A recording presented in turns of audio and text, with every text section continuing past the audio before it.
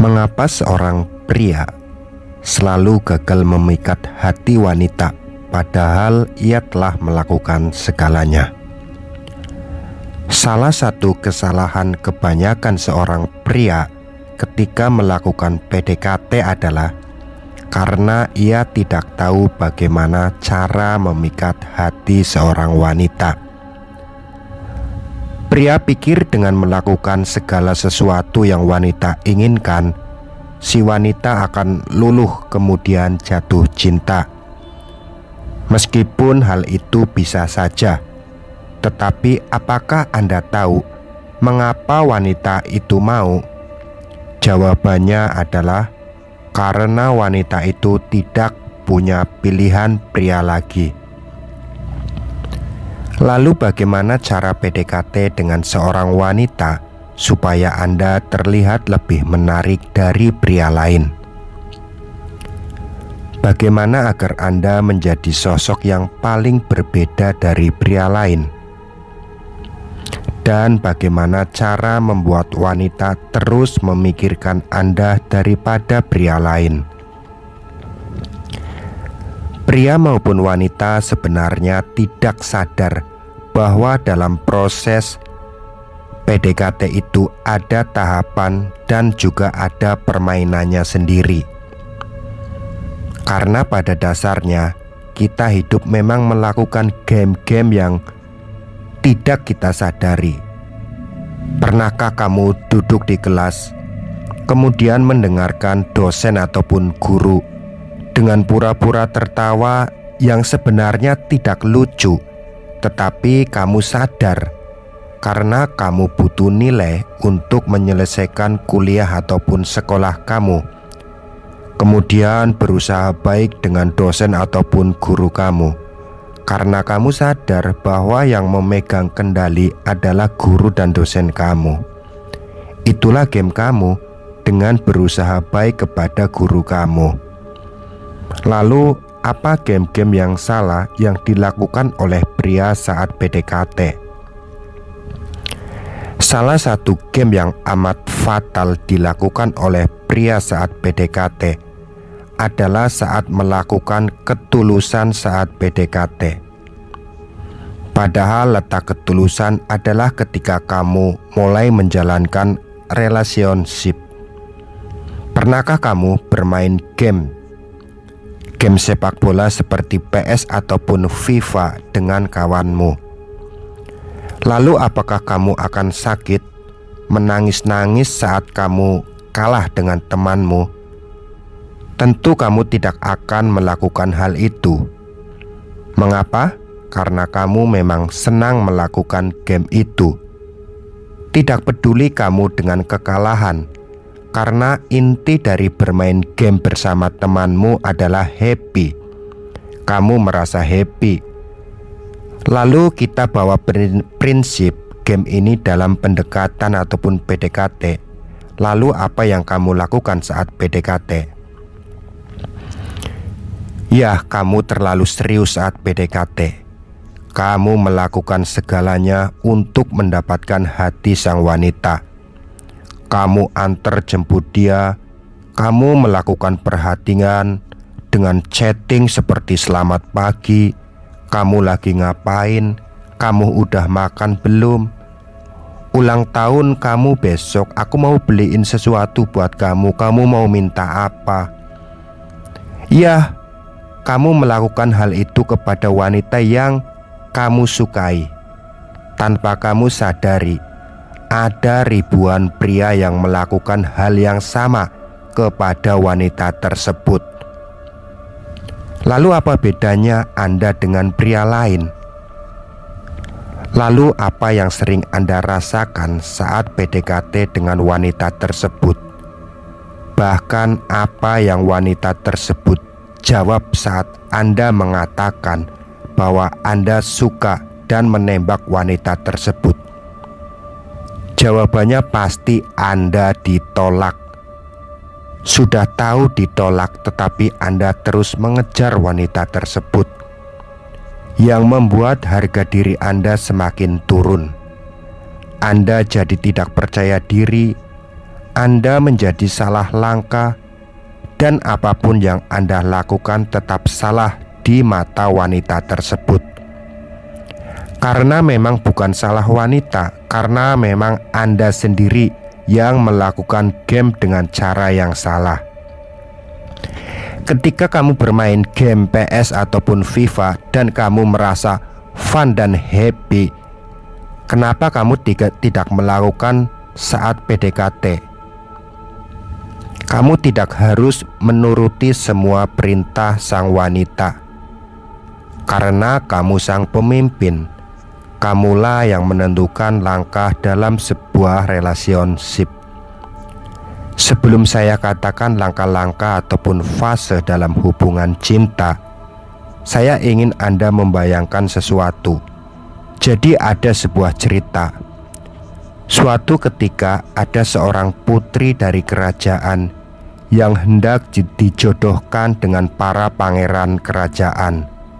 Dari berbagai kerajaan, datanglah 10 pangeran yang hendak meminang sang tuan putri. Sang tuan putri pun bingung harus memilih yang mana.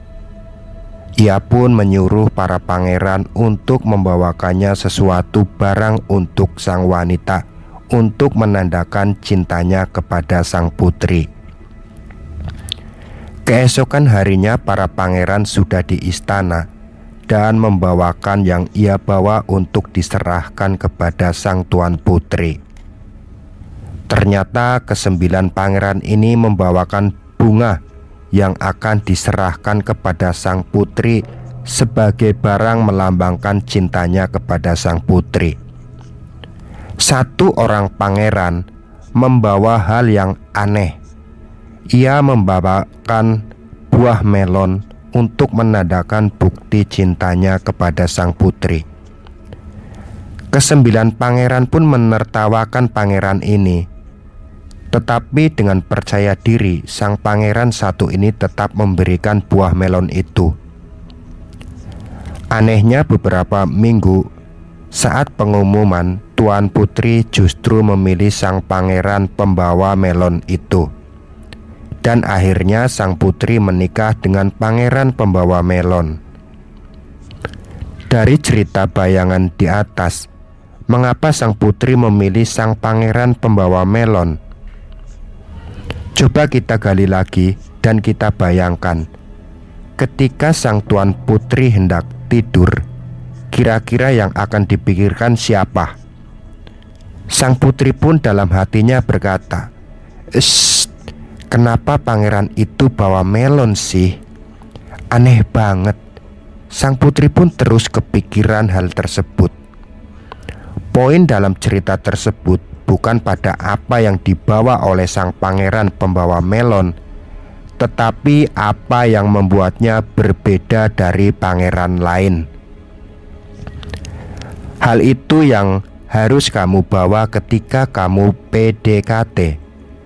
Ketika semua pria melakukan perhatian di chat dengan membombardir terus-menerus, lalu apa bedanya Anda dengan pria lain itu?